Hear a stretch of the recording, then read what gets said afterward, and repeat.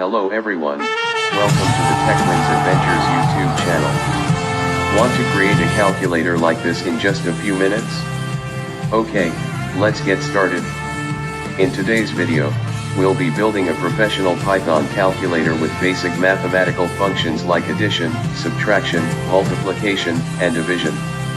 We'll be using Tkinter to create a simple yet user-friendly graphical interface for the calculator.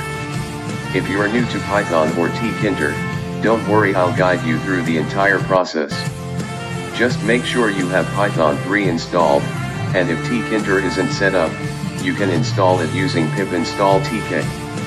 The full source code is available on GitHub, so feel free to download it and follow along.